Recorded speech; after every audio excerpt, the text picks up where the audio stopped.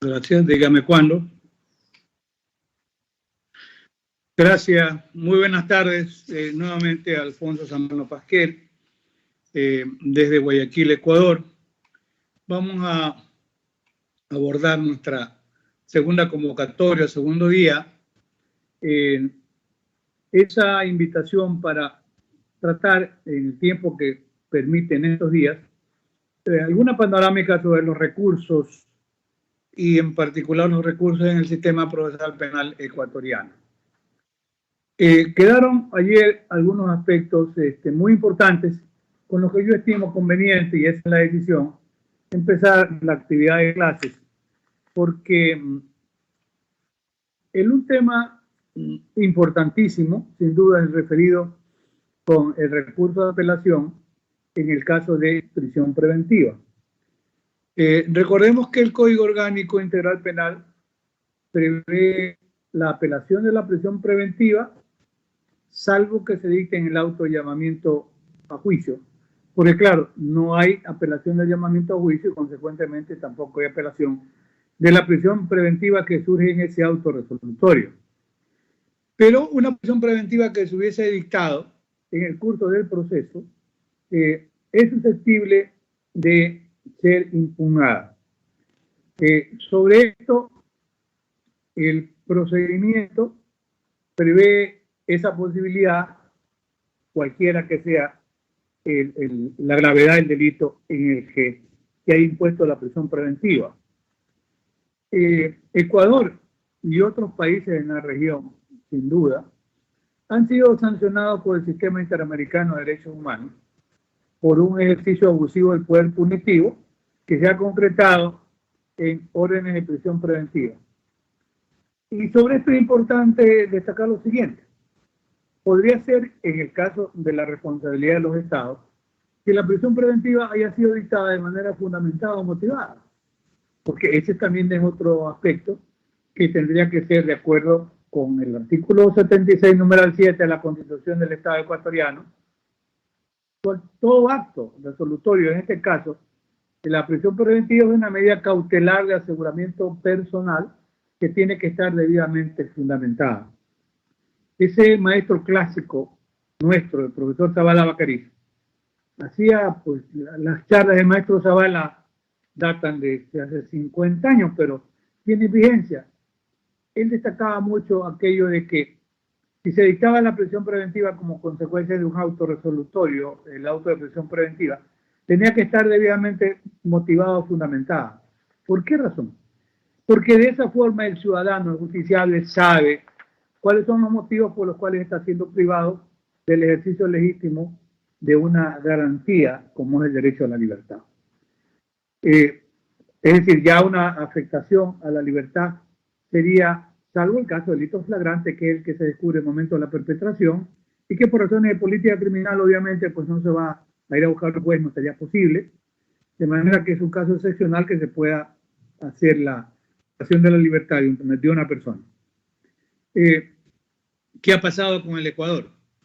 Recordemos, solamente voy a mencionar casos muy importantes como Suárez Rosero del año 1997, luego están Daniel Tibi versus Ecuador, Chaparro Lapo y otros versus Ecuador.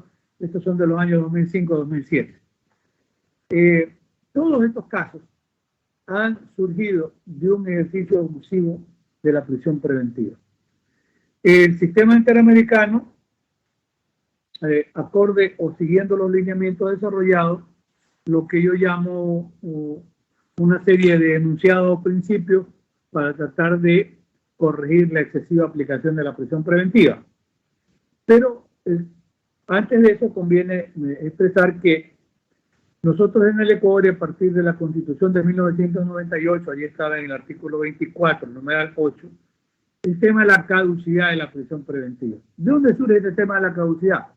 Esta es la consecuencia de los predicados que se encuentran en el sistema interamericano de derechos humanos, el Pacto de San José, que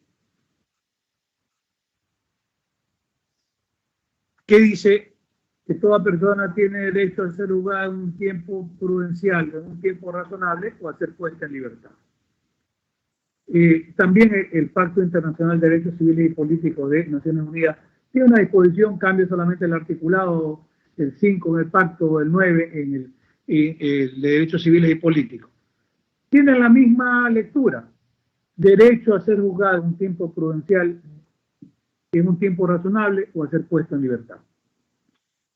Aprecian ustedes que ni la Convención Americana ni el Pacto Internacional de Naciones Unidas, este último en 1966, la Convención Americana de 1969, no determinan 6 meses, 1 año, 2 años como tiempo prudencial y razonable. No. Realmente cada Estado va construyendo, de acuerdo con su estructura normativa, y yo diría las razones políticas criminales internas, cuál puede ser el plazo prudencial, el plazo razonable. En Ecuador tenemos previsto para los delitos menores 6 meses y para los delitos más graves 1 año. ¿Desde cuándo surge esta limitación? Esta limitación surge desde el año, fue una constitución del año 1998 y se ratifica en la constitución del año 2008. El sistema interamericano y el sistema europeo han consignado 3 criterios para efectos de determinar la razonabilidad del plazo. Primero, la complejidad del caso no es lo mismo, pues la situación de un teléfono celular que un caso de tramitación compleja de delincuencia organizada transnacional tipo Odebrecht. En segundo lugar, la eficiencia y la capacidad operativa de los operadores, llámese juez, llámese fiscales, defensa pública, etc. Y también se toma en consideración la conducta del justiciable.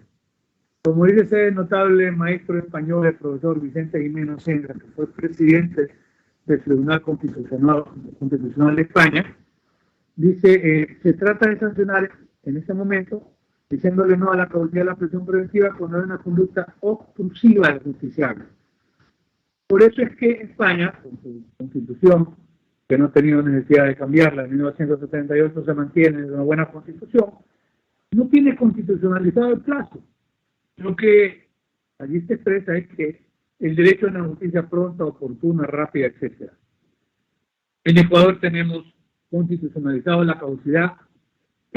Eso ha traído problemas porque el justiciable ha tratado, con parte de su estrategia de defensa, de crear una serie de mecanismos para luego demandar la caducidad de la prisión preventiva. Pero eso se ha imperado ya con reformas al artículo 77 de la Constitución, que dice que cuando lo que vendría a ser la conducta obstrusiva, cuando de manera deliberada crea obstáculos para tratar de conseguir la caducidad, pues por ese principio de que nadie puede beneficiarse de su propia culpa, ya la caducidad de la prisión preventiva no funcionaría, no obstante que hay el vencimiento del plazo. Una prisión preventiva hoy es susceptible del recurso de apelación.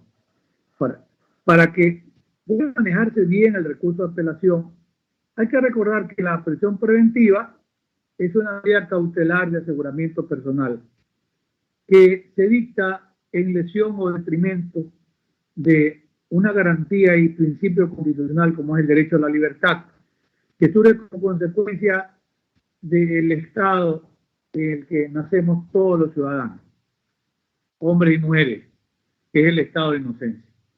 Como decía el maestro Zavala, somos inocentes. No tenemos que probar la inocencia, la no culpabilidad. Esa es tarea del Estado. Muy bien, en esa línea, el sistema interamericano empieza por recoger y en esa suerte de estándares dice lo primero que hay que recordar es que el ciudadano es inocente. Y esto sirve por la forma como se manejan medidas cautelares en el contexto ecuatoriano. Más allá de, no se trata de tomar partido político en pro de una persona o de otra. Simplemente hay que recordar que el estado de inocencia es connatural a cualquier ciudadano en un estado constitucional de derechos y justicia.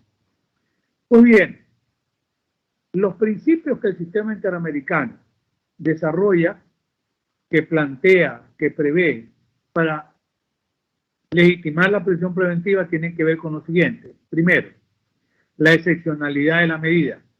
El sistema interamericano le dice, y esto, ojo, esta explicación es valedera para poder racionalizar bien un recurso de apelación frente a una prisión preventiva. O sea, primero, recuerde que el ciudadano es inocente. En segundo lugar, la medida cautelar, como dice el sistema interamericano, es excepcional. También lo dice el artículo 77 de la Constitución del Estado ecuatoriano. Y repitiendo lo dicho brevemente, tanto el criterio interpretativo de Corte Interamericana, opiniones consultivas de la Comisión Interamericana, la jurisprudencia de la Corte Interamericana, el Pacto o Convención de San José de 1969 ratificada por el Estado ecuatoriano, todas forman parte del llamado bloque de constitucionalidad. Y eso hay que tenerlo siempre presente. De suerte que si alguien va a impugnar una prisión preventiva, tenga presente que el primer requisito o principio es la excepcionalidad en la medida. Tanto así que el sistema interamericano dice, todo ciudadano tiene derecho a ser juzgado en libertad. Y solo por vía de excepción puede ser privado de ese derecho constitucional a la libertad. Lo segundo es la legalidad, es decir, la libertad solo puede ser restringida con estricto apego a las normas. Bueno, nosotros tenemos la disposición que dice delito de acción penal pública, que sean autores o cómplices, que haya suficientes indicios que lo vinculen al ciudadano con la comisión del delito en cualquiera de esas dos formas de participación, y se hace un agregado de que la pena mínima con el delito sea superior a 1 año. Ese es un tema también discutible. Estaba bien la legitimidad del rango del año, cuando el máximo de la condena en Ecuador era de hasta 16 años. Pero es que el máximo de las penas en el caso de concurso puede ser de 40 años. Yo sostengo que por razones de política criminal debiera ampliarse el plazo a partir del cual resulte legítima la prisión preventiva. España lo tiene a partir de los 6 años. Si el delito no tiene una pena que pase de 6 años, no es posible la prisión preventiva. En Perú, como yo digo aquí a la vuelta de la esquina, los delitos tienen que tener como pena mínima 4 años. Pues en el Ecuador tenemos un rango como un presupuesto normativo de penas superiores a 1 año. Personalmente sostenemos que debe discutirse y plantearse, no sé, en plano de la discusión puede ser aconsejable hablar de 3 años, hablar de 6 años, porque las penas acumuladas llegan hoy a 40 años. La necesidad que dice solamente debe ser dictada la prisión preventiva cuando sea el único medio que permita asegurar los fines del proceso. Ya vamos a hablar luego sobre los fines del proceso. La necesidad. Por eso es que se han ido creando los llamados sustitutivos a la prisión preventiva, que también es cierto que están en el Ecuador legitimados y limitados a delitos cuya pena no pase de 5 años. El sistema interamericano no toma en consideración la gravedad del delito, sino la necesidad de la medida. De manera que podría siempre aplicarse el sustitutivo de acuerdo con el sistema interamericano de derechos humanos, que se nos entienda bien la explicación. De manera que si hay sustitutivo, debe preferirse los sustitutivos. Al rato los sustitutivos son mal utilizados. Ejemplo reciente, en el caso del doctor Alexis Mera. Yo siempre sostuve que el doctor Alexis Mera, la prisión preventiva no era legítima. Ahora una sala de corte admite que la prisión preventiva no debió dictarse, pero deja subsistentes medidas cautelares que en el caso del doctor Mera no corresponden. ¿Por qué? Porque el arresto domiciliario para el caso de mujer embarazada, personas mayores de 65 años, o personas que por razones de discapacidad no puedan valerse por sí mismos. No se cuenta en ninguna de esas condiciones, consecuentemente no debió imponerse el arresto domiciliario, pero bueno, es un acto de abuso de poder sin duda alguna. Si no había motivos para la prisión preventiva, debió haberse dispuesto la libertad sin ninguna restricción. De pronto no sé si el billete electrónico podría no funcionar.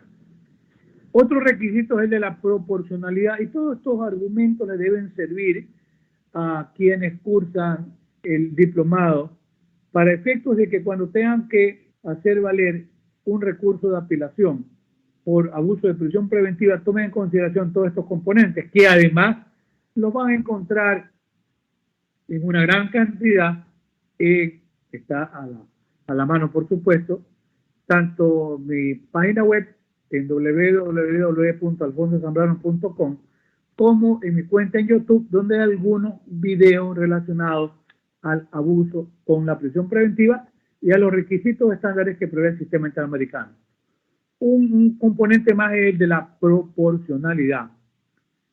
Un poco aquí nos hace recordar el test de ponderación, obra de ese notable filósofo y jurista alemán, Robert Alexis, de la Escuela de Kiel. Dice, este concepto de la proporcionalidad, ¿qué implica? Una relación racional entre la medida cautelar y el fin perseguido, de tal forma que el sacrificio inherente a la restricción del derecho a la libertad no resulte exagerado o desmedido frente a las ventajas que se obtienen mediante tal restricción. Aquí está la proporcionalidad. ¿Cuál es el fin que se persigue? Tomando en cuenta que se está aplicando una garantía de derecho constitucional. Y el otro concepto que tiene, que debe hacer valer, este ya guarda relación con el tiempo que está durando la prisión preventiva, la razonabilidad. La prisión preventiva debe mantenerse durante un tiempo razonable.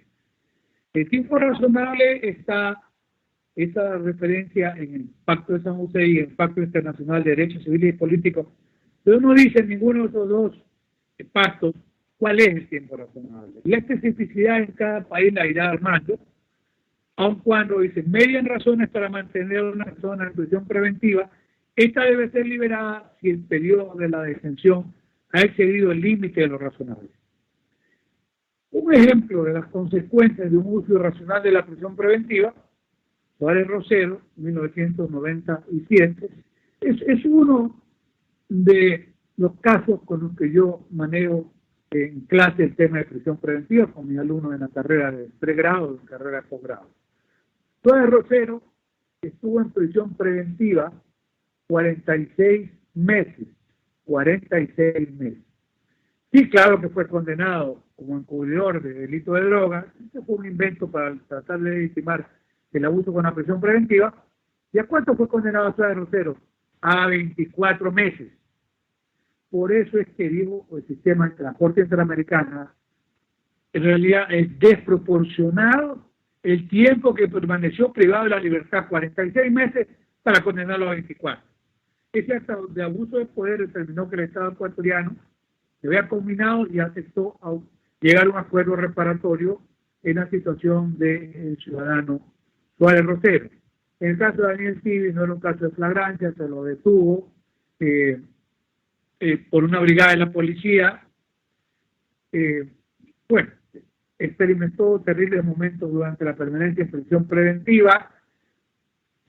Fue demasiado prolongado el proceso para ser luego sobreseído. Luego se escamoteaban la devolución de los bienes con el cuento de que no estaba aprobada la propiedad del carro viejo, etcétera. En ese es un caso muy significativo. El Estado ecuatoriano fue condenado a pagar más de 500.000 euros de indemnización. Y otros casos ya también Chaparro Lapo y otros por abuso con la prisión preventiva. Y sobre eso dejamos también puesto inmediato de SAPEC. Cuidado, se cree equivocadamente. Bueno, el sistema interamericano se demora 8, 9, 10 años, a veces más tiempo. Cuidado que la reparación no sea lo que se cree que va a ser. No es que alguien se va a volver rico acudiendo al sistema interamericano de derechos humanos. Pues como dice en la propia sentencia, la sentencia de por sí es reparatoria, es un reconocimiento que se le da a los derechos del ciudadano.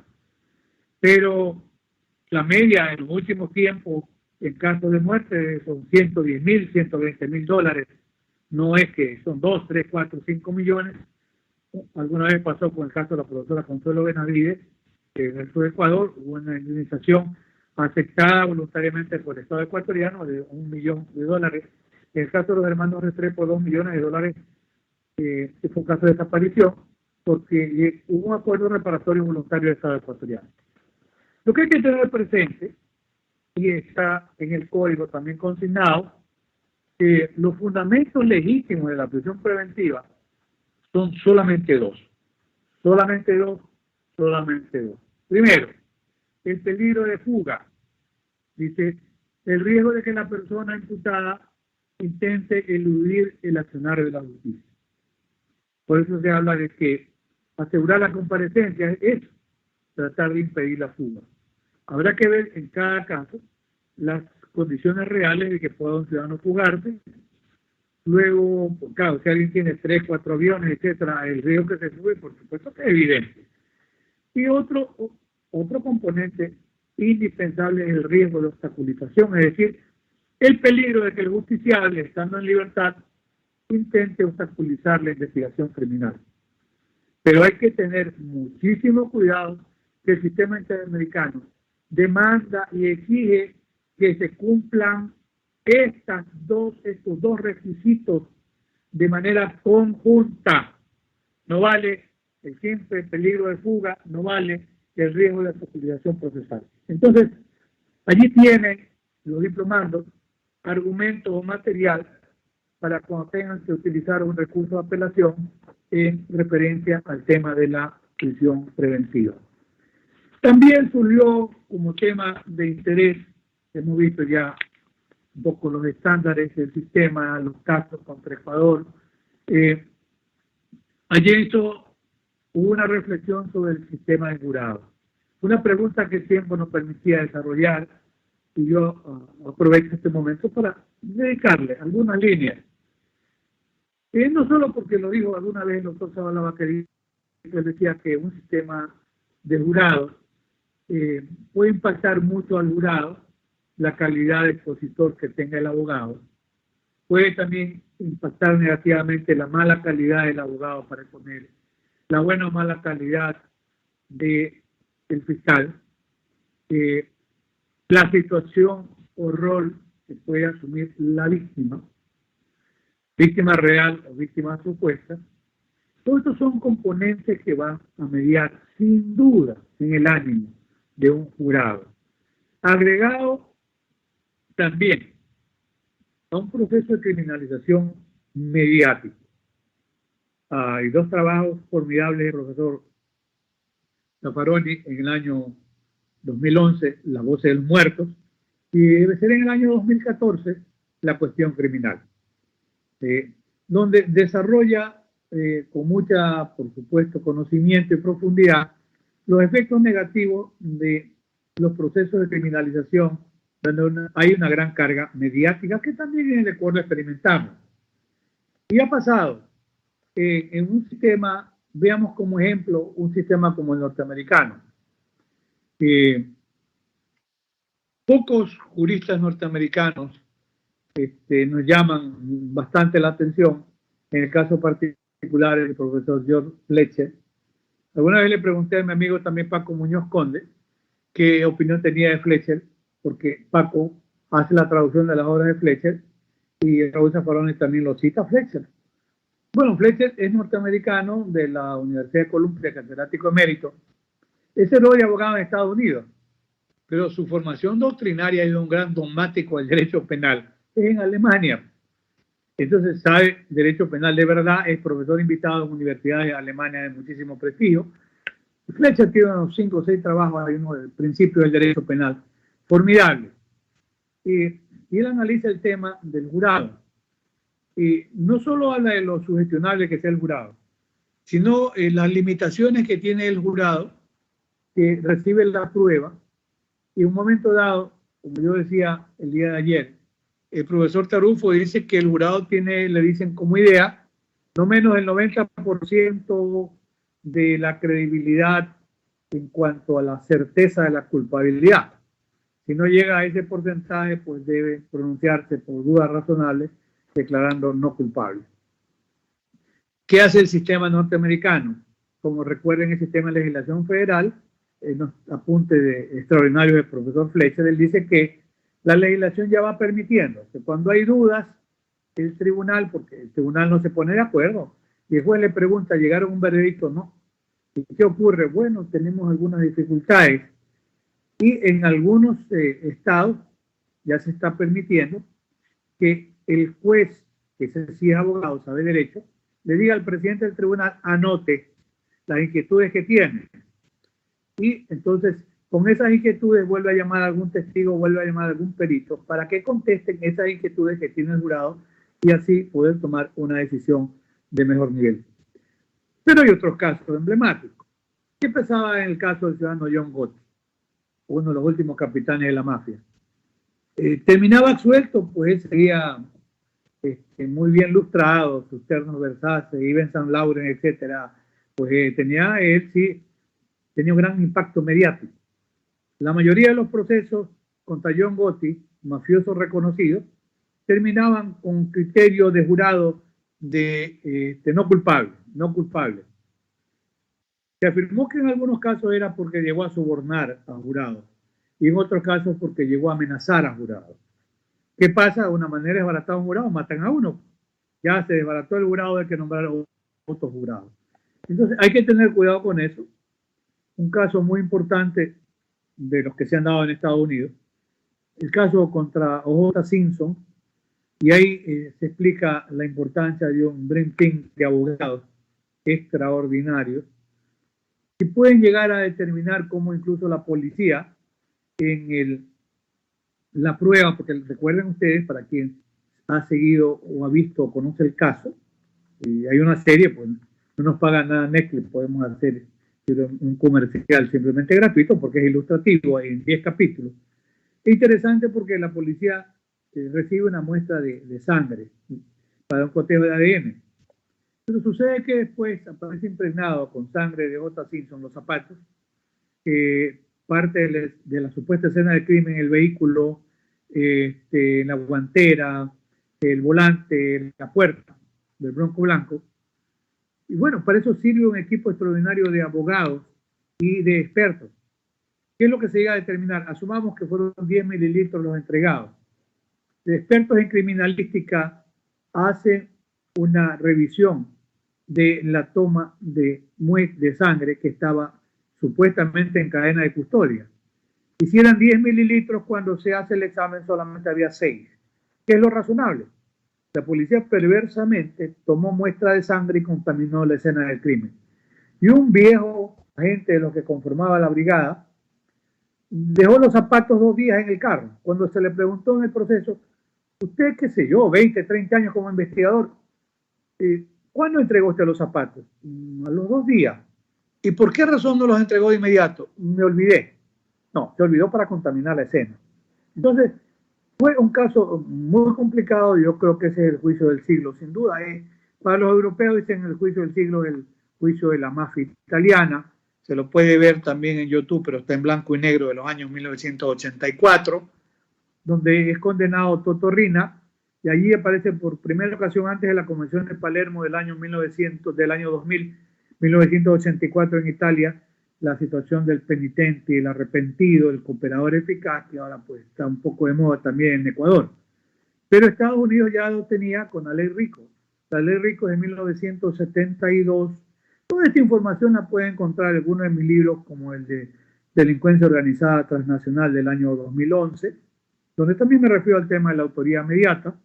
Luego, en trabajos míos del año 2014, el tomo primero, el estudio introductorio al Código Orgánico Integral Penal, que es de 3 tomos. Los 3 tomos están gratuitamente en mi página web, los pueden bajar de allí sin ningún costo. Allí hay referencia también a todo este proceso de la delincuencia organizada.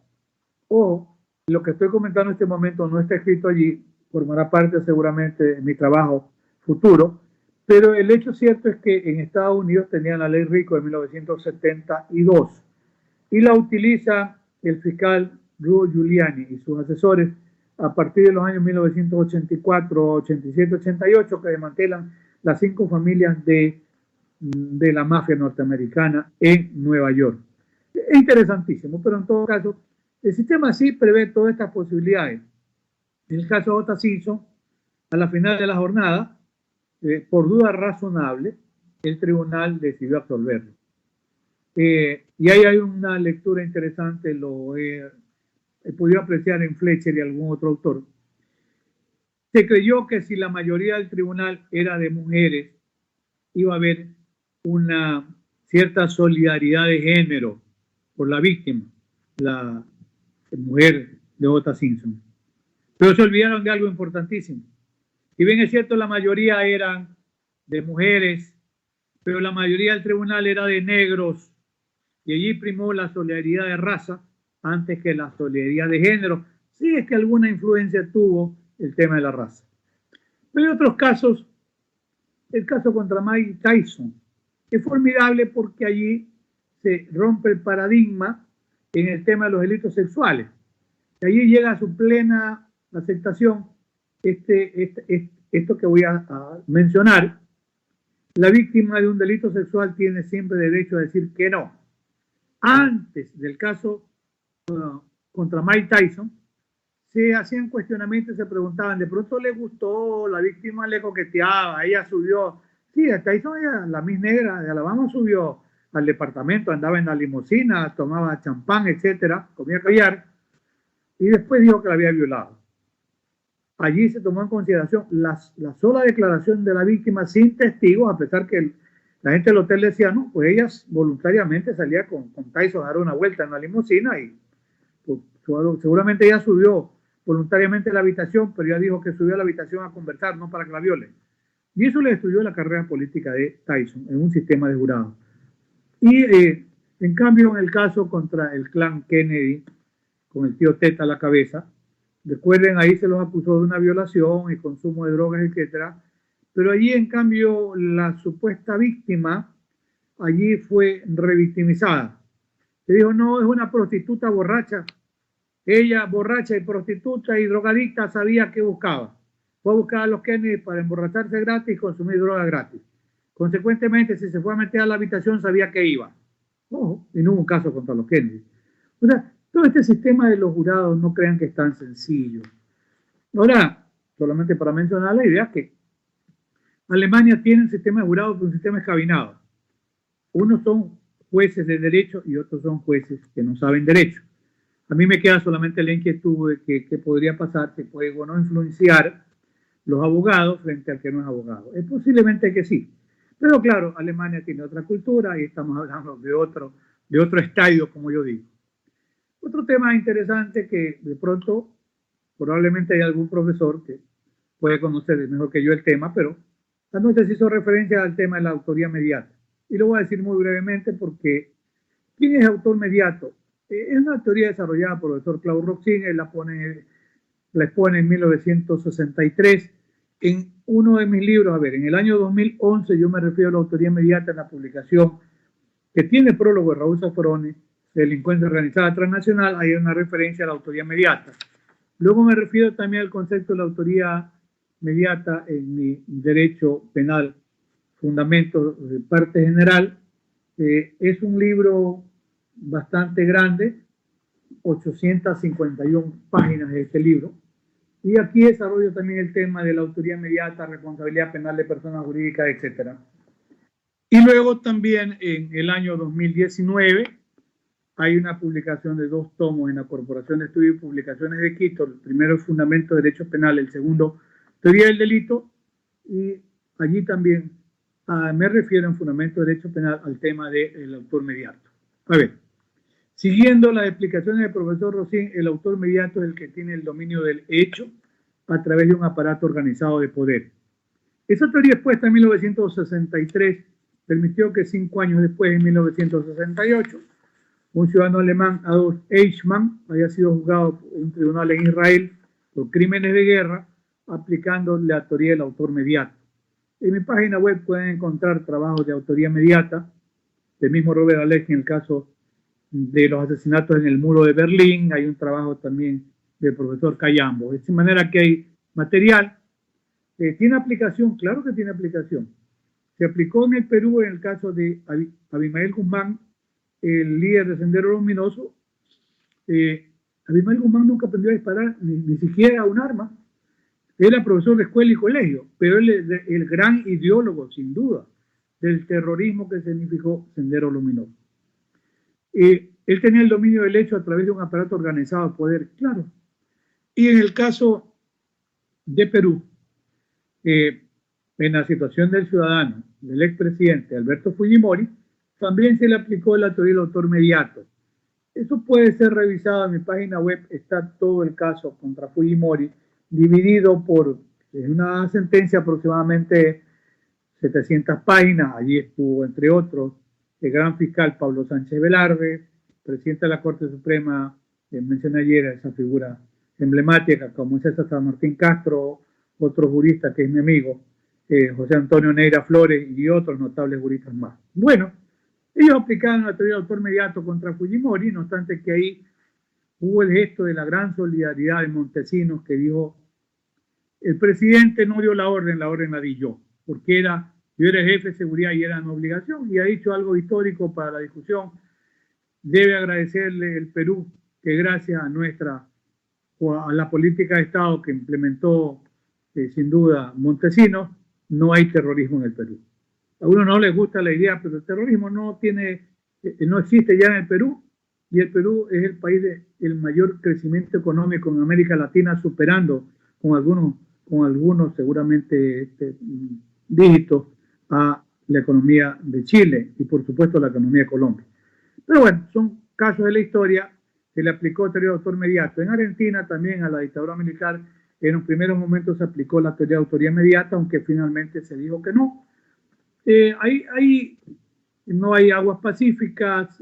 Mismo profesor Jacob, él habla de la coautoría. El profesor Roxin se refiere a la autoría por instigación. Pero esa es una figura importante que ya en el Código Orgánico Integral Penal de Ecuador también la tenemos, y que en algún momento podría ser que en algún caso emblemático se aplique la teoría de la autoría inmediata. Con esto yo doy las explicaciones que eran importantes y necesarias. Entrando un poco con el tema ya del recurso de casación, hay material sobre el recurso de casación, hay un link en mi página web, que ya ustedes conocen cuál es. Bibliografía que se puede sugerir para estudiar este tema, en la misma obra ecuménica del profesor Klaus Roxin. Hay una edición 29 que me llegó recientemente. Yo tenía la 25, ahí solamente Roxin está como autor, ya en la 29 pues está la presencia formidable de un extraordinario alumno del profesor Roxin, a quien tengo también el gusto de conocer y he escrito 2 trabajos para el libro homenaje, que es el profesor Bert Schunemann. Él completa la edición 29 y hay temas interesantes sobre el tema de la casación. Sin duda, el profesor y amigo Julio Mayer también, el profesor de la Rúa, es un clásico, porque el profesor de la Rúa tiene un libro dedicado al estudio de la casación penal. Otro notable jurista argentino, el profesor José Ignacio Caferata Nores, Alberto Binder, y de los profesores de anterior data, aunque muy destacados sin duda, Claria Olmedo, don Alfredo Vélez Maricón, de ambos de la Escuela de Córdoba. De las figuras modernas, sin duda, Daniel Pastor, a quien debo referirme de manera singularizada luego por la propuesta de la nueva imagen de la casación penal. Bueno, en Perú los mencionados, César San Martín, Pablo Sánchez Velarde, José Antonio Neira Flores. Bueno, en Colombia hay figuras formidables. Tengo el privilegio también de tener amistad con algunos de ellos, como con Jaime Bernal Cuellar, con el maestro Jairo Parra Quijano también. Bueno, y en Ecuador figuras emblemáticas, Jorge Salada que hizo sin duda alguna, el profesor Ricardo Bacandrade, de la PUC de Quito, creo que Ricardo está jubilado, no sé, o sigue dando clases, Walter Guerrero Ibanco. Y no es que somos ingratos de antigua data, habría que mencionar al profesor Andrés F. Córdoba, porque en el tema de la casación penal en Ecuador, realmente es poco lo que la casación ha evolucionado. No quiero decir si ha involucionado o no, pero mantiene esa estructura. En todo caso, esas son en el ámbito del criterio de doctrina, la sugerencia de qué se puede o no revisar. El recurso de apelación presenta una característica importante. Permite revalorizar la prueba actuada. No es la apelación un recurso sobre la sentencia, sino sobre el proceso. Por eso es que cuando empezamos a revisar el recurso de casación, lo primero que hay que advertir es que la casación, como está estructurada hoy y está estructurada en la mayor parte de los países, en España mismo hay un caso Gómez versus España, de la Corte de Estrasburgo, Corte Europea de Derechos Humanos, que precisamente cuestiona la limitación de la casación en España. A ver, la casación es un recurso extraordinario. Desde el ámbito doctrinario, podemos, por un lado, recordar, se dice que la casación ya estuvo desde la época del Imperio Romano, pero tiene sin duda un gran desarrollo doctrinario en Francia. Existía en la época de la monarquía y se consolida en la época de la república. Por eso aparecen los tribunales de casación. Y la expresión es una derivación de la expresión francesa casser. Ojo, yo no hablo ni de broma siquiera francés, simplemente menciono el nombre. El casser es sinónimo de nulidad. Entonces, recuerden que Montesquieu en su momento decía, el juez debe ser la boca de la ley. Y lo que se trataba de examinar si había el juez aplicado correctamente la ley. Es decir, el juez no podía interpretar la ley, sino que eliminarse a aplicarla. Ese era el límite. Tenía que limitarse a aplicarla, nada más. Por eso decía Montesquieu, la boca de la ley. Por supuesto que ese concepto pues, no es inamovible. Pues habría que solamente pensar en todo el desarrollo de los derechos humanos en el ámbito internacional para pues, ya inadmitir esa propuesta de que el juez simplemente sea la boca de la ley. Lo que se plantea y está hoy en discusión es en el ámbito de interpretación de la ley. ¿Quién interpreta la ley? La va a interpretar el juez para aplicarla. Ojo. Y entonces lo que se llama el concepto proactivo del juez frente a la aplicación de la ley. Es un tema de discusión.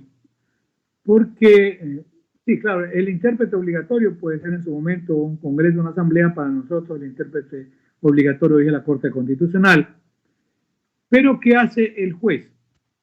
Cuando está frente a un proceso y va a resolver, el juez va a aplicar la ley, pero para aplicarla tiene que interpretarla, ¿verdad? Sí, sin duda, y no hay duda alguna.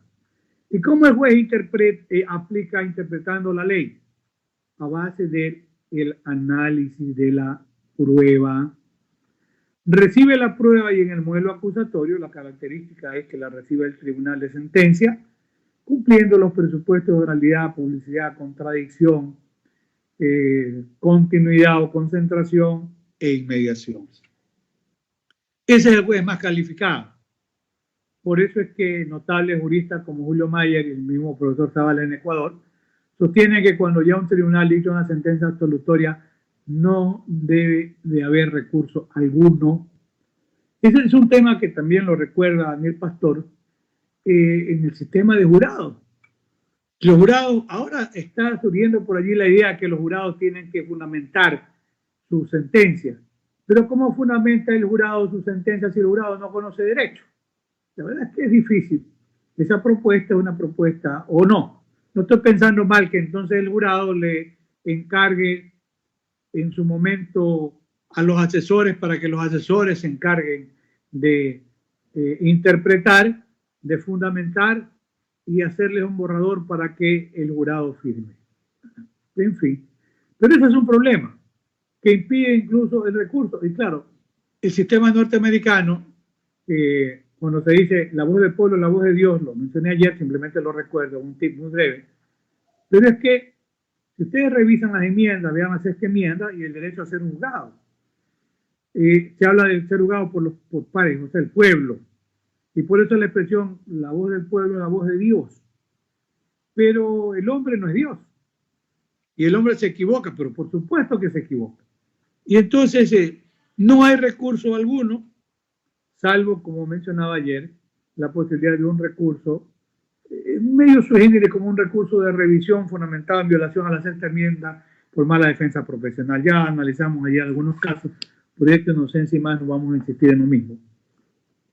Lo que tratamos es de recoger algunos planteamientos que históricamente la casación surge como casar es anular. ¿Anular qué? La casación surge como un mecanismo, hoy modernamente, y yo estoy en la línea de quienes sostienen que hay una triple finalidad de la casación. Primero, es un recurso extraordinario, hay un juez destinatario, que en el caso nuestro es la Corte, antes Corte Suprema y la Corte Nacional. Y por ese tema es que incluso dice Caferata, dice el profesor Daniel Pastor, ¿cómo puede hablarse de unificar la jurisprudencia cuando en un país que tiene un sistema federal no tiene una corte única? No hay cómo unificarla, eso es cierto. ¿Cuáles son las finalidades de la casación? Primera, reparar la violación de la ley. Y como está estructurada, incluso en el caso de Ecuador, ya lo veremos en el 656 y 657 tiene el trámite, violación de la ley en la sentencia. No es la violación de la ley en el proceso, que sería lo ideal. Esa es la primera finalidad. La segunda finalidad, a través de las sentencias en las que se va reparando la violación de la ley, se va creando la jurisprudencia que va a tener la característica de ser un precedente vinculante, un precedente obligatorio. Y la otra finalidad, reparar el agravio inferido al justiciable. Entonces, estos son los tres componentes de la casación. Cuando se habla de reparar la violación de la ley en la sentencia, se dice que hay una finalidad nomofiláctica. Lo dice de la Rúa, lo dice el mismo profesor Ferrarioli. La nomofilaxia, ¿qué es? Reparar la violación de la ley en la sentencia. Crear jurisprudencia.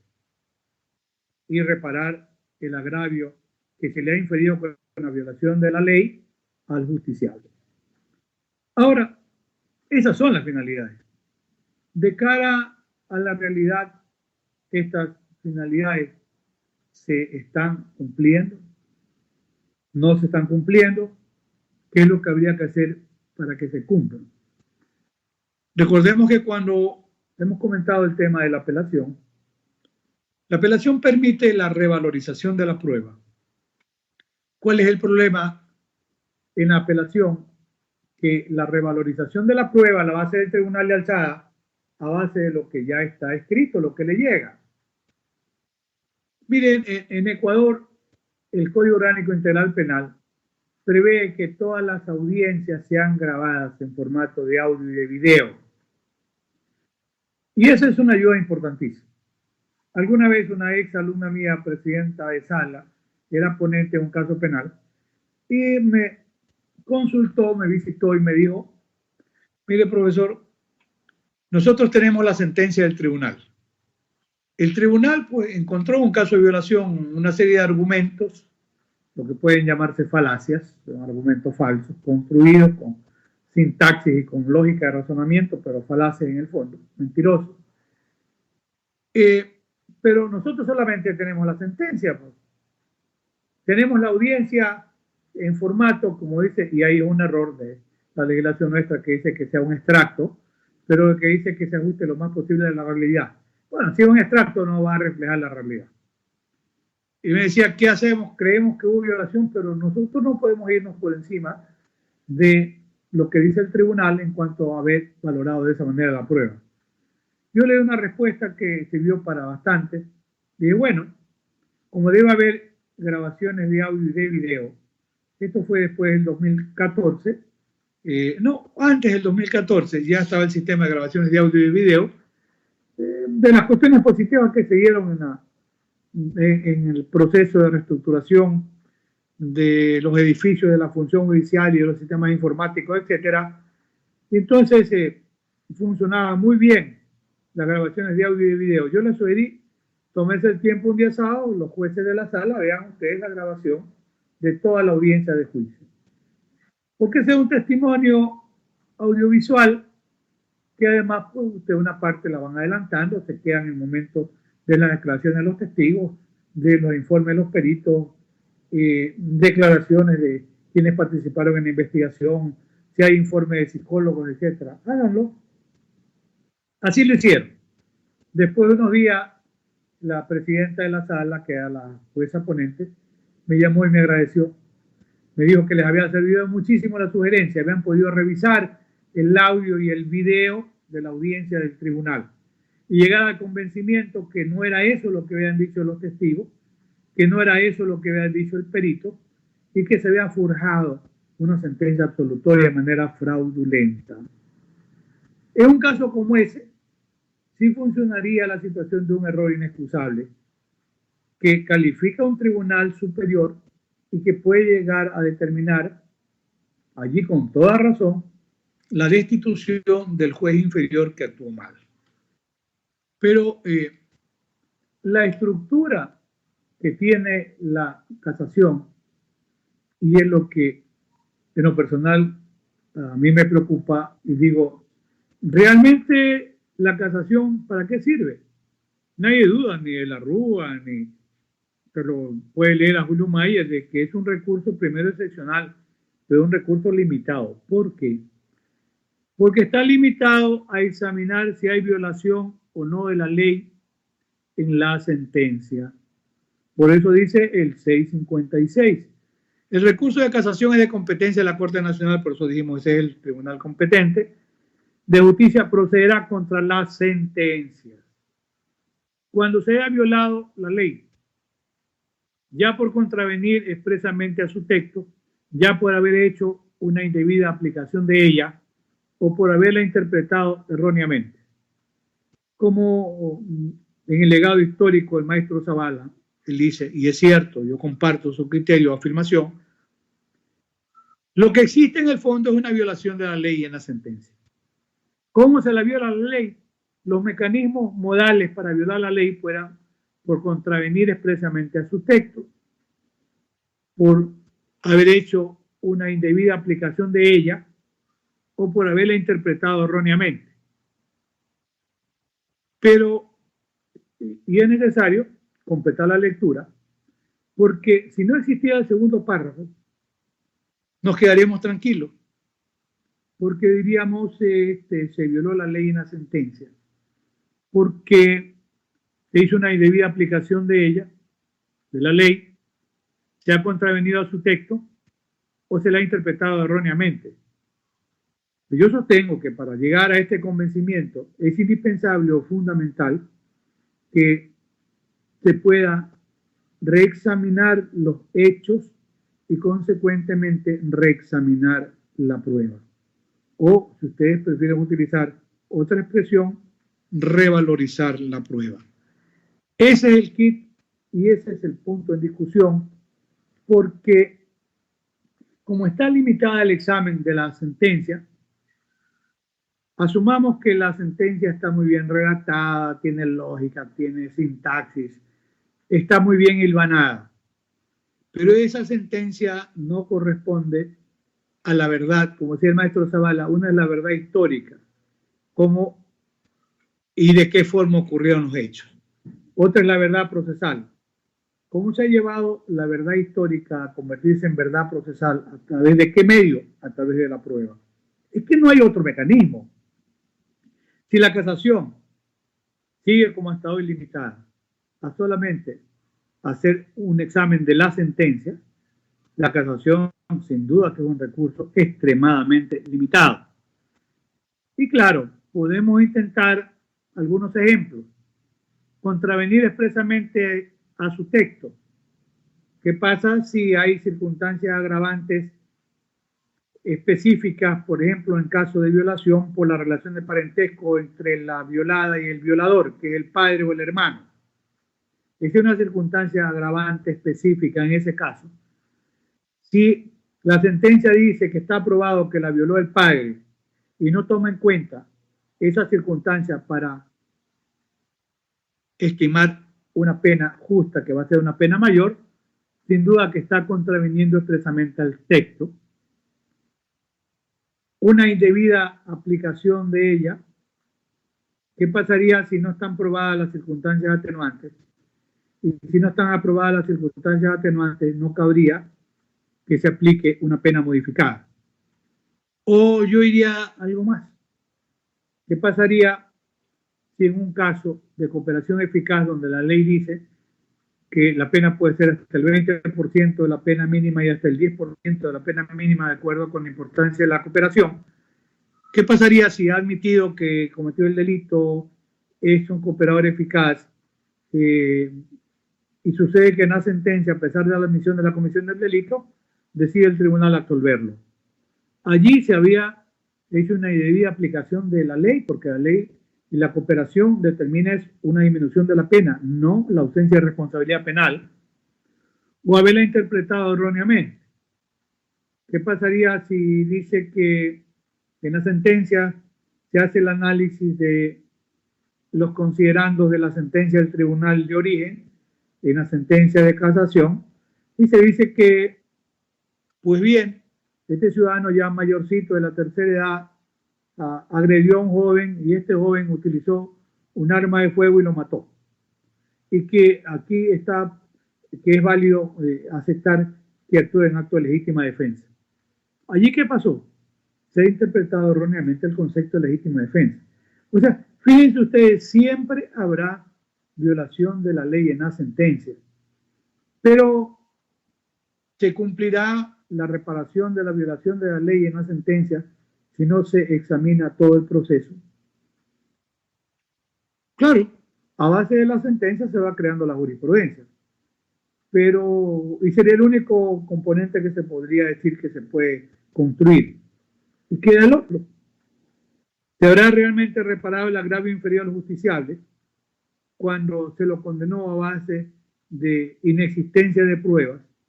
Y si la Corte Nacional, conforme lo prevé el numeral segundo del artículo 656, no son admisibles los recursos que contengan pedido de revisión de los hechos del caso concreto ni de nueva valoración de la prueba.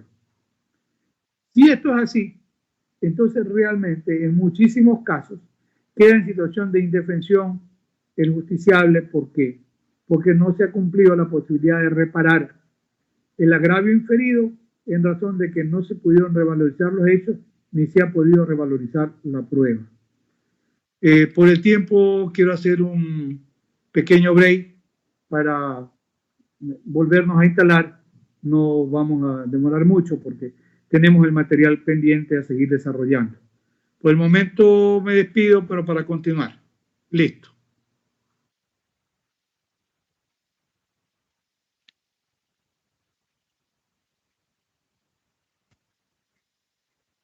Bueno, muy bien. ¿Una pausa o ¿Cómo? Hola. Déjenme sacar. Espérense un momento, déjenme sacar aquí que tengo algo, que entró un mensaje de voz, como ocurre. Bien.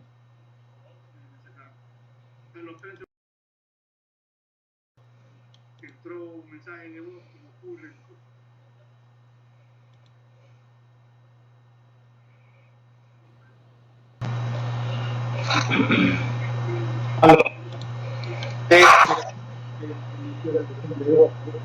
Sí, profesor. Pero en todo caso, ¿qué tal? ¿Se dan bien 5 minutos? ¿Sí?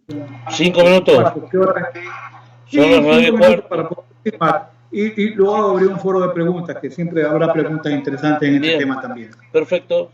Vale. Nos tomamos 5 En minutos. 5, sí. Vale, vale, gracias. Hasta luego.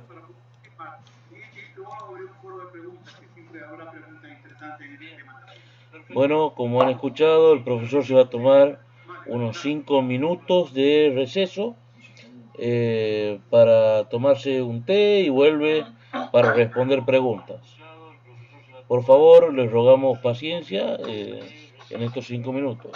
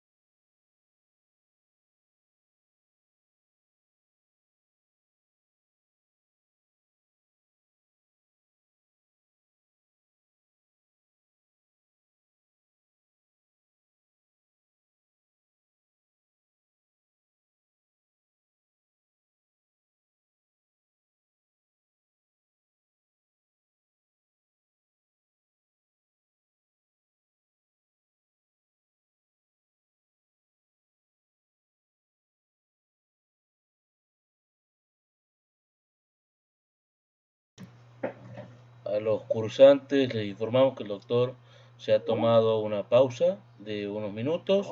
En breve seguimos.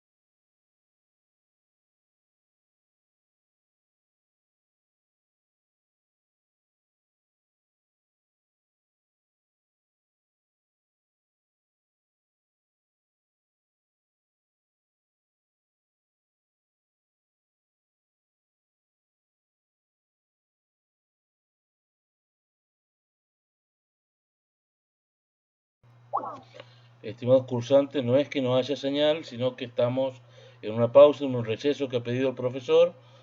Necesitaba 5 minutos, ya continuamos en breves.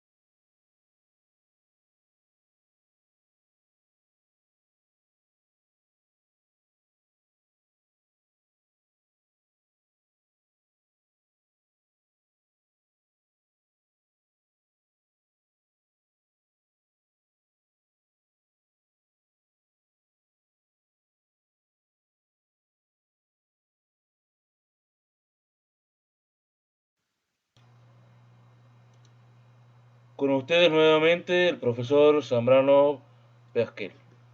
Bien, profesor, le comento, tengo dos preguntas aquí que se han ido haciéndonos llegar en el transcurso de su disertación. Tengo la pregunta de Carlos Heredia Fiallo. Una pregunta, distinguido maestro. ¿Por qué la usurpación, estupro, etcétera, no son conductas antijurídicas que le interesa perseguir el Estado? A ver, en el tema de la usurpación, en general, la tendencia de los delitos, yo recuerdo una expresión de notable jurista chileno y amigo también, Juan Bustos Ramírez, él forma parte de ya falleció Juan, forma parte de la playa de los que decía Raúl Zaffaroni que conformamos el ala de los penalistas críticos hispanoparlantes, porque allí también está Paco Muñoz Conde, Juan Fernández Carrasquilla de Colombia, etcétera, Luis de la Barrera de México, Rigui de Argentina, Emilio Sandoval Huertas de Colombia, Juan y el que habla. Pues bien, la idea es que el derecho penal, el sistema penal debe estar contraído. Cuando se habla de contracción al máximo del derecho penal, significa que hay que dejar reservado el sistema penal para los casos más graves. Puede ser que a alguien le afecte la usurpación, sí.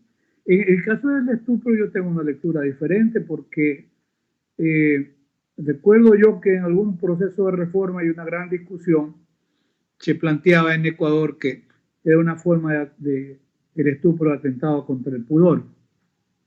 Pero el estupro es la cópula con mujer honesta empleando seducción o engaño para viciar su consentimiento. Tenemos nosotros la figura de la violación, se trata de preservar la identidad, la edad de la víctima. En el caso del estupro, si capto bien la idea, yo no estoy tan seguro de que el estupro haya dejado de ser delito en el Ecuador.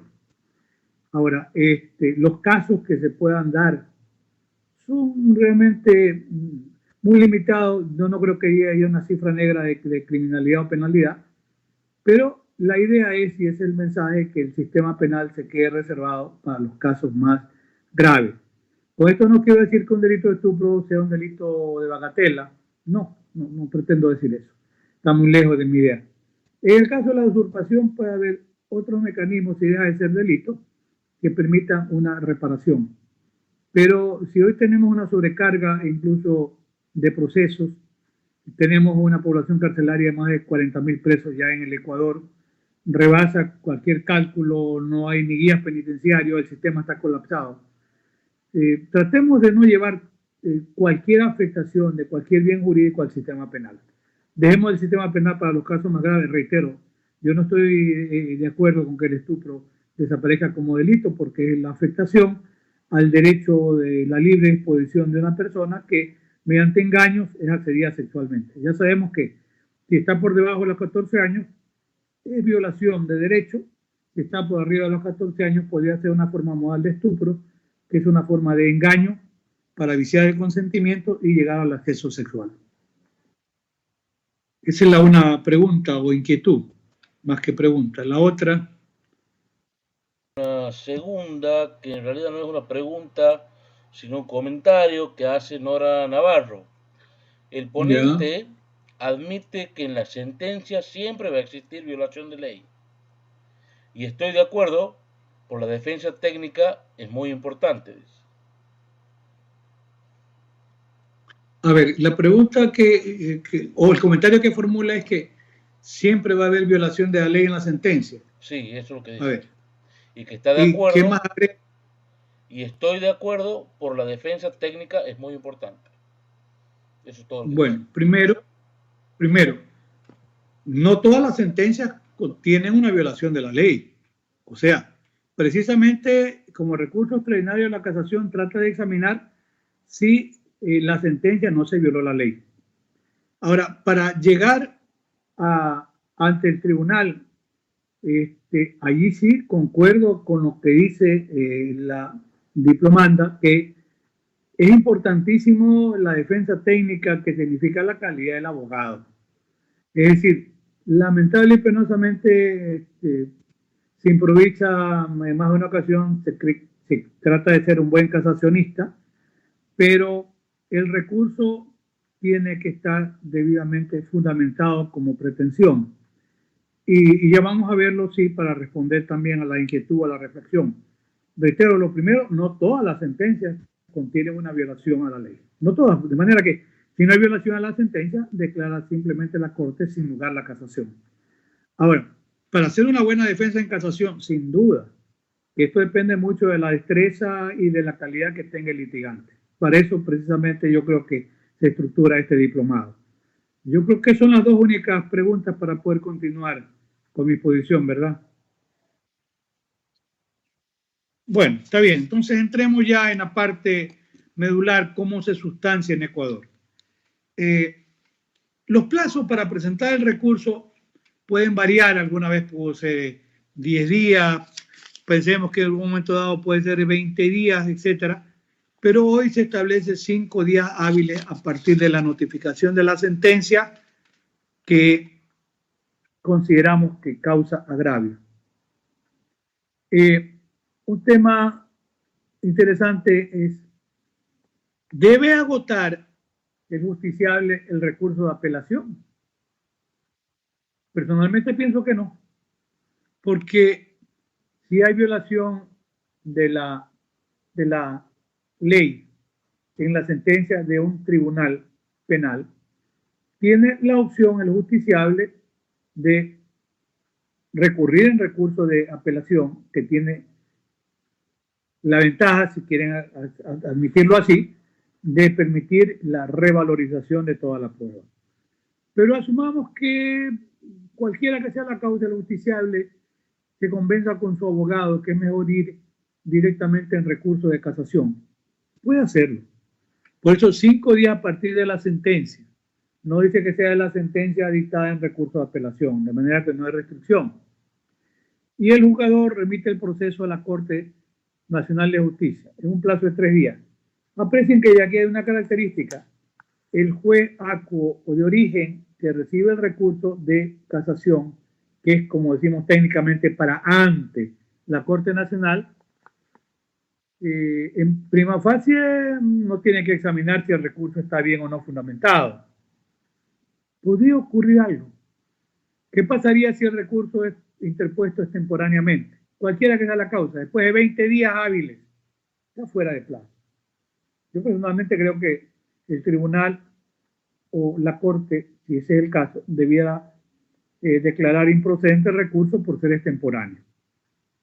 Y asumamos que cree el justiciable que sí tiene derecho, no sé con qué argumento del abogado, que es un mal litigante sin duda, lo convence de ir en casación.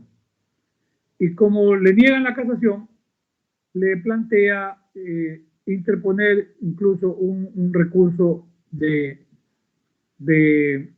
hecho para tratar de conseguir que envíe el proceso al superior.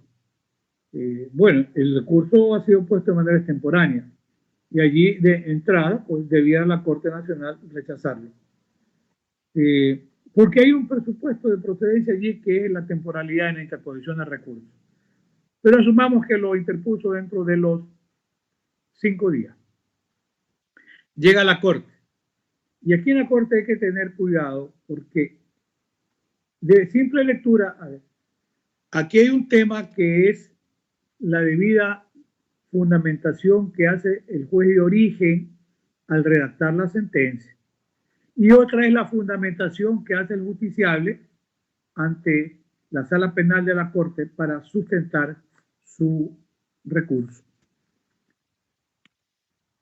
Algún momento se discutió y se dijo es que la Corte Nacional no tiene que aplicar un filtro de selección o de admisión, como por ejemplo ocurre sin el recurso de revisión de ahora, y como también ocurre cuando se trata de una acción extraordinaria de protección, en que se va a calificar prima facie si es admisible o no, si hay objetivamente o no una violación de garantías del derecho al debido proceso, que es el fundamento de una acción extraordinaria de protección. Si hay tiempo, pues mañana lo trataremos de abordar también. Pues bien, se discutió y se dijo es que la Corte tiene la obligación de darle paso al recurso y permitir que el justiciable lo fundamente en una audiencia. Eso es correcto. Pero ¿debe o no la Corte Nacional aplicar un filtro de admisión para apreciar si la sentencia, no digo si el recurso está bien fundamentado, si la sentencia emitida que es objeto de la casación, ¿ya?, si esa sentencia está debidamente fundamentada o motivada? De acuerdo con el artículo 76, numeral 7, la letra M de la Constitución, todas las resoluciones tienen que ser debidamente fundamentadas, debidamente motivadas, debidamente razonadas. Hay un arsenal en materia de argumentación jurídica, pues yo creo que en el mundo de habla hispana probablemente sea el profesor don Manuel Atienza de la Escuela de Alicante, el más importante jurista de habla hispana en materia de argumentación. Y bueno, ¿debe el tribunal fundamentar la sentencia adecuadamente? Sí. ¿Qué pasa si no está debidamente fundamentada? De acuerdo con la Constitución, es causa de nulidad. Lo que ocurre es que el numeral segundo del artículo 657 tiene una mala redacción. Si ustedes quieren leer, pésima redacción. Voy a leer. El tribunal designado por sorteo, dentro del plazo de 3 días, convocará audiencia. De rechazar el recurso, ordenará su devolución al jugador de origen. de estas decisiones no hay recurso alguno. Entonces, se creyó equivocadamente que se hacía referencia al rechazo del recurso después de que ha sido fundamentado. No, no, no. Hay un filtro previo, que es el examen que hace la sala de la Corte Nacional, la sala penal, para apreciar si la sentencia que es objeto de la casación está o no debidamente fundamentada, está debidamente o no motivada. Si no está fundamentada, si no está motivada, declara la nulidad de la sentencia y devuelve el proceso, pues ya la nulidad a costa del juez que causa la nulidad, puede ser tribunal o sala de corte, y otra sala u otro tribunal tiene que dictar una sentencia debidamente fundamentada para que pueda hacerse viable el recurso de casación. Dice el numeral tercero, entonces, dije en su momento, la mala redacción. ¿Qué debió decir el legislador? Dice, de rechazar el recurso, ordenará su devolución al jugador de origen. De estas ediciones no hay recurso alguno. ¿No?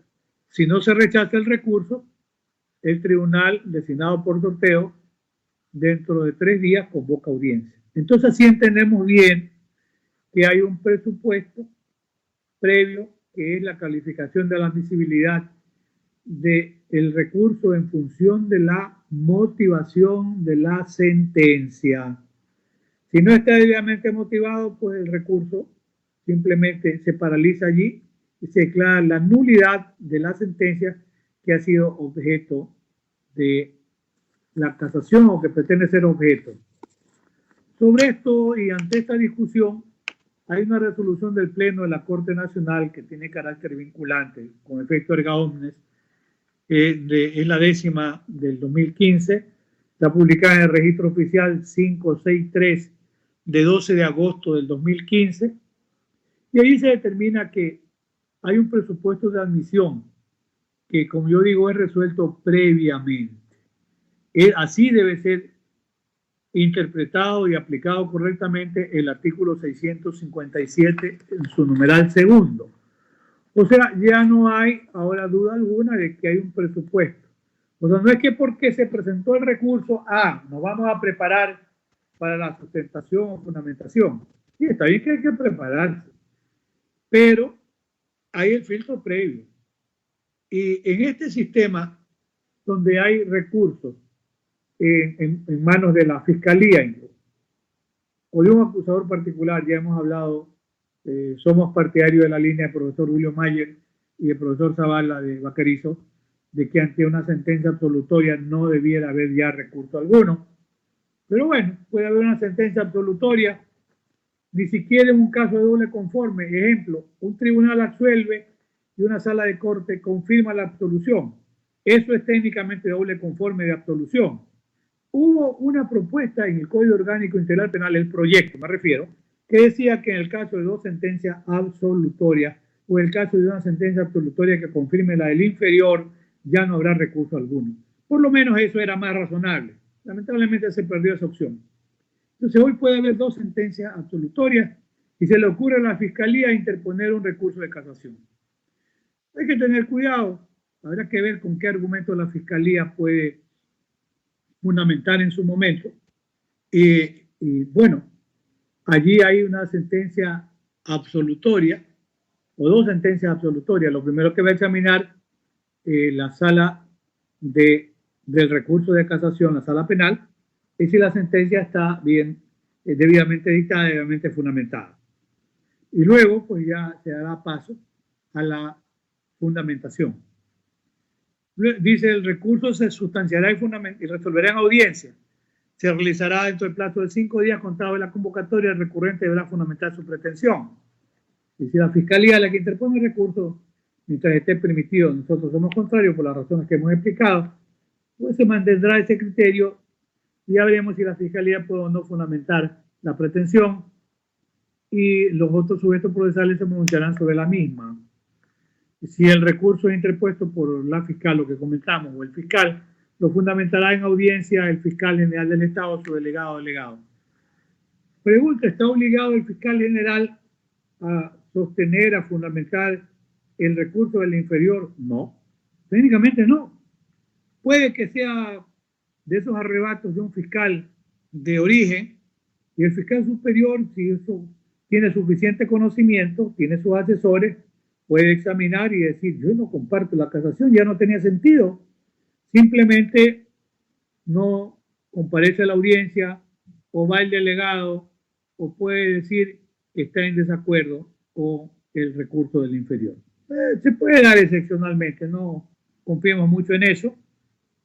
Ahora bien, si se estima procedente el recurso, se pronunciará sentencia enmendando la violación a la ley. De estimar improcedente se declarará así en sentencia.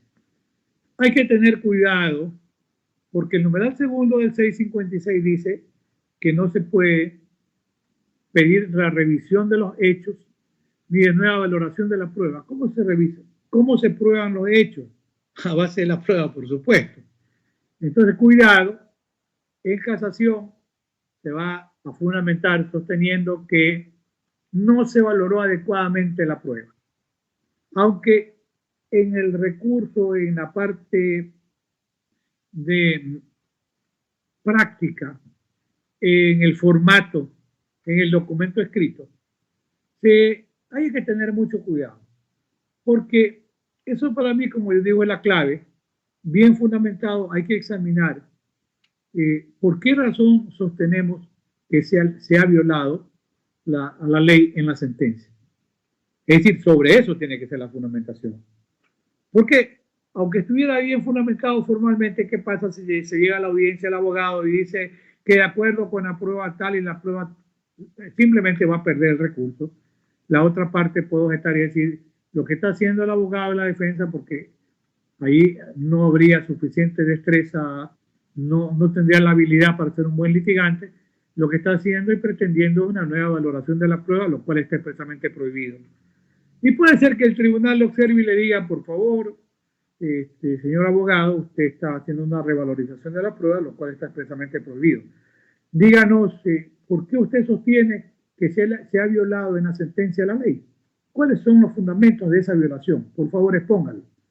También hay el riesgo, recuerden ustedes, que se va a limitar el tiempo de intervención. Entonces, dicho esto, el tribunal va a resolver.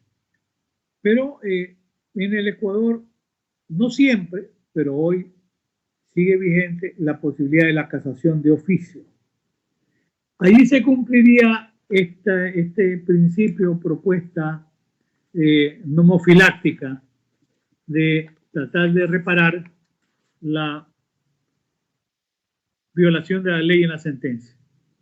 La función nomofiláctica es decir, se trata de mantener el respeto a la vigencia de la ley. Por esa razón existe la casación de oficio. La casación de oficio permite que, aunque esté mal fundamentado el recurso, dice el numeral 6, si se observa que la sentencia ha violado la ley, aunque la fundamentación del recurrente sea equivocada, de oficio se la admitirá, o sea, se casará. ¿Por qué razón? Porque la función nomofiláctica de reparar la violación de la ley es una función importante, primero. Y esto hace que el tribunal asuma de oficio la reparación de la violación de la ley, más allá de la fundamentación equivocada del abogado defensor o del fiscal, si fuese el caso. Recuerden que la Ley Orgánica de Garantía Jurisdiccional y Control Constitucional, que tiene cuestiones muy importantes, también la Ley Orgánica de la Función Judicial, establecen criterios y principios. Ustedes habrán escuchado hablar del principio iura novit curia. El juez sabe derecho. El juez conoce la ley. El juez sabe más que cualquiera de los abogados. Aunque en la práctica no fue así, pero bueno, en teoría y en la mejor doctrina se afirma que está vigente el principio de iura novit curia. Y como el juez conoce la ley y sabe la ley, es el purito de la ley el juez, entonces el juez de oficio puede casar una sentencia en la que El juez advierte que sí se violó la ley, aunque la fundamentación del recurrente haya sido equivocada. Entonces, esto permitiría que se repare el agravio de la violación de la ley y se cumpla con la función nomofiláctica. Y luego la sentencia se notificará entre los 3 días de finalizada la audiencia. El proceso se devolverá al juzgador o tribunal respectivo para la ejecución de la sentencia. En algún momento, en un caso real, un caso por muerte, más allá de que la sentencia era injusta, las motivaciones del tribunal para establecer una condena fueron motivaciones forjadas. La Corte fue condenado por muerte. La Corte se hablaba de una autoría, si quieren, intelectual, de una autoría no inmediata porque no era un aparato organizado de poder, pero una suerte de autoría intelectual que habría contratado a algunos sicarios para que maten a la ex conviviente. La prueba determinaba que esto no era cierto y es los testigos, en algún momento fui consultado por el caso, yo nunca litigué en el caso, y apreciaba las barbaridades aún desde la instrucción. Algún testigo declaraba que había escuchado decir que fulano de tal había mandado a matar a la ex mujer. Y el otro decía que cuando estaba en el bus de tal línea escuchó decir que él había mandado a contratar a unos sicarios. Bueno, con esas especulaciones se lo condenó. La Corte Nacional, cuando recibe el recurso de casación, aprecia que hay una mala fundamentación de la sentencia. Declaró la nulidad de la sentencia emitida por el tribunal. Y otro tribunal emitió una sentencia absolutoria que correspondía a la verdad histórica de la prueba practicada.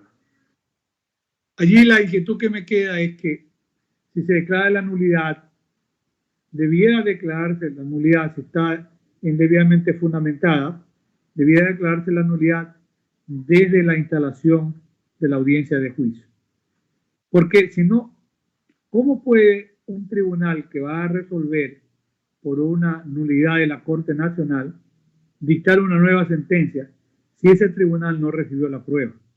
¿Qué es lo procedente? Si se declara en la mala fundamentación, se declara la nulidad.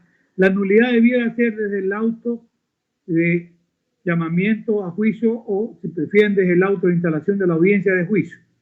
De esa manera se practicará la prueba por el nuevo tribunal y ese nuevo tribunal puede, si ese es el caso, llegar a dictar una sentencia absolutoria. Muy bien. Hemos hecho estos comentarios y empezamos nosotros diciendo, pues, sí, la función nomofiláctica se va a cumplir, tanto así que hay la casación de oficio. La creación de la jurisprudencia también, porque a base de los precedentes se reúne el Pleno, como hemos leído en una sentencia de la Corte Nacional de Ecuador, y crea jurisprudencia vinculante con efecto erga omnes. De paso, cabe una inquietud. De pronto alguien está pensando en el colectivo de los diplomandos. Y si hay una resolución del Pleno de la Corte que tiene carácter vinculante o efecto erga omnes, está escrita en piedra, como los 10 mandamientos, es decir, es inamovible hasta que otra sala u otros jueces cambien el criterio. La propia ley orgánica de la función judicial y de la Constitución nuestra dice, sí, crear jurisprudencia vinculante obligatoria, como la que hemos mencionado. Pero esa jurisprudencia vinculante obligatoria puede ser cambiada, si así lo decide la mayoría de una sala debidamente fundamentada, es decir, explicando las razones por qué cambian de criterio. Un ejemplo de este tema es que, por error, en algún momento, el Pleno de la Corte Nacional consideró que en el caso de delitos de drogas, tal vez puede este síndrome de persecución en el caso de las drogas, que no digo que es malo que se las persiga, pero se llegó a sostener que cuando se daba un caso de tráfico de drogas en que había la transportación, la comercialización, la tenencia, etcétera, cada una de esas conductas que de por sí constituye delito tenía que ser apreciada como una forma de concurso y sumar las penas. Eso fue una equivocación, una equivocación. Ya ha sido rectificado por otra resolución del Pleno de la Corte que dice que se deja sin valor esa resolución y que en el caso de que sea único el delito, todos estos mecanismos forman parte de los actos delictivos para cometer el delito que en el fondo es, sin duda, tráfico de drogas ilegales. Y que allí no cabe hablar de concurso ideal de delitos como para ir en una línea de aumento de penas.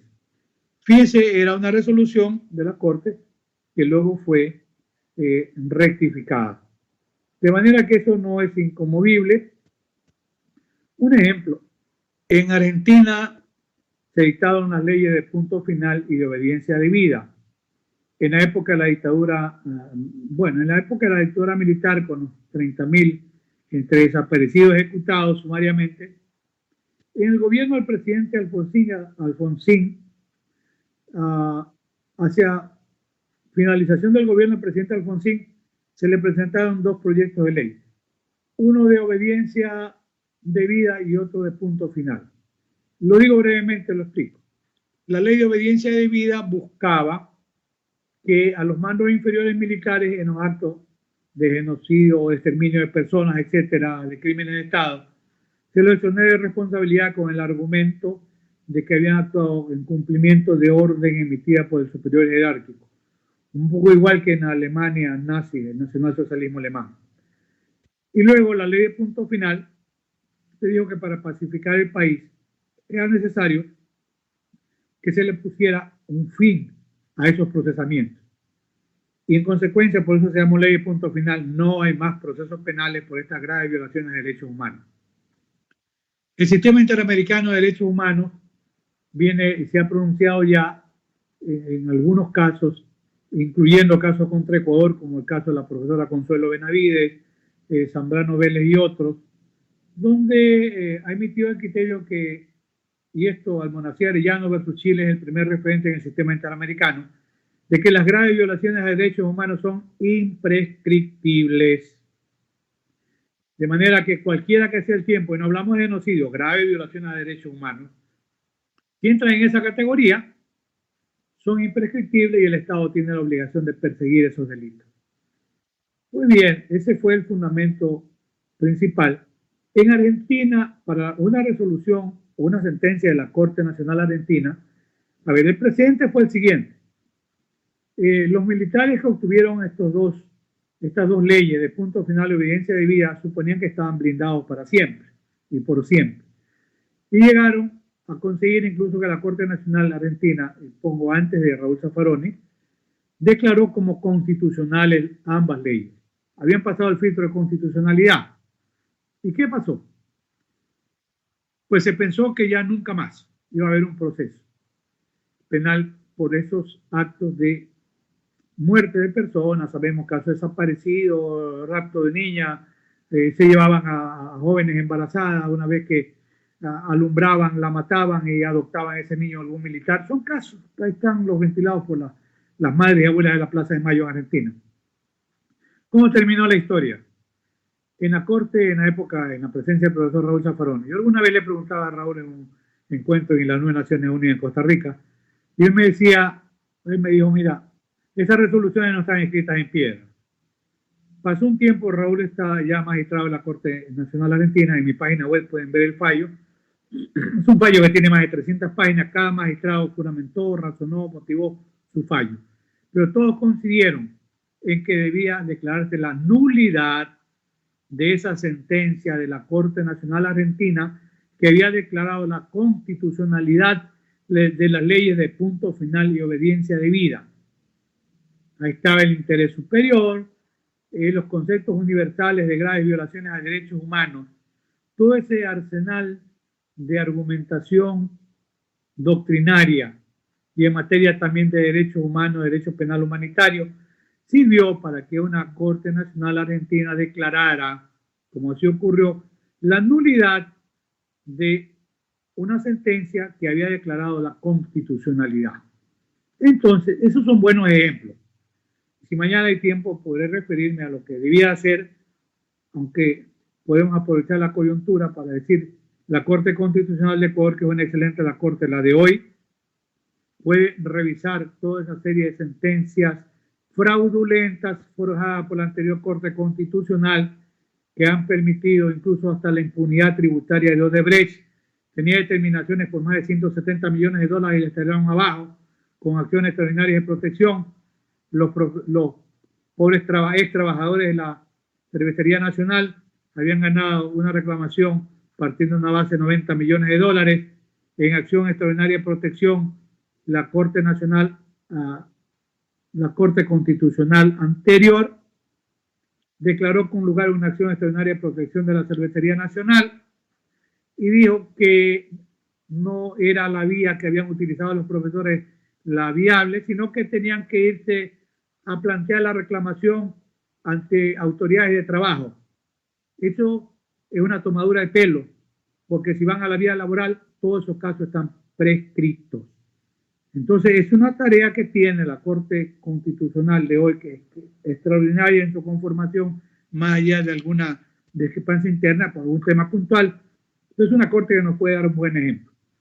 Ahora bien, para concluir con la exposición de hoy, nos hemos quejado de la casación penal.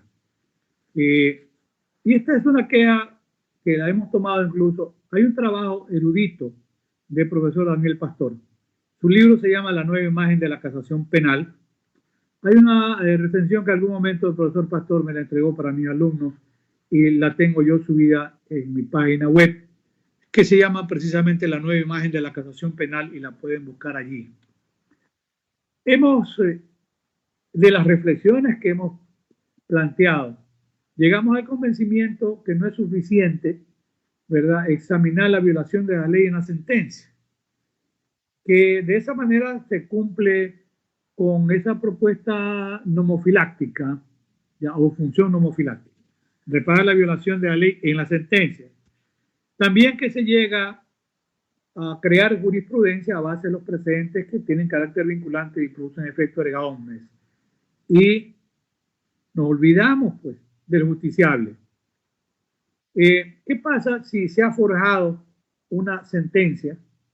Está muy bien redactada, tiene sintaxis, razonamientos lógicos, pero forjados porque no se valoró correctamente la prueba. Consecuentemente, somos partidarios de la idea que la única forma como realmente se puede cumplir con una propuesta de justicia, de reparar el agravio de un justiciable, es si en verdad se pueden reexaminar los hechos y se puede revalorizar la prueba. Eso es importante. Y por eso es que Daniel Pastor, que hace la propuesta y dice, es importante que sea ampliado los motivos. La casación penal debe permitir el enjuiciamiento pleno de hecho y de derecho de las acciones denunciadas como violatorias de la ley procesal, lesiones que de ser necesario deberán ser probadas en el juicio de casación. O sea que Daniel Pastor va mucho más allá. Él nos habla incluso de una prueba en el juicio de casación, donde obviamente ahí se habría inmediación y lo demás. Por lo pronto creo que es importante dejar planteada la inquietud de permitir la revisión de todo error, cualquiera que sea la naturaleza, que el Tribunal de Casación pueda constatar, aunque no tenga que repetir todo el juicio. Los motivos que justificaron la casación, como hemos dicho, de mantener la vigencia de la ley, la función nomofiláctica y la unidad de la jurisprudencia o función uniformadora, no son defendibles hoy, en esta segunda década del siglo XXI, cuando estamos pensando que también hay derechos del justiciable, que no pueden ser apreciados en su justa dimensión si la casación no permite la revalorización de las pruebas y el reexamen de los hechos que se dicen probados en sentencia del tribunal de origen.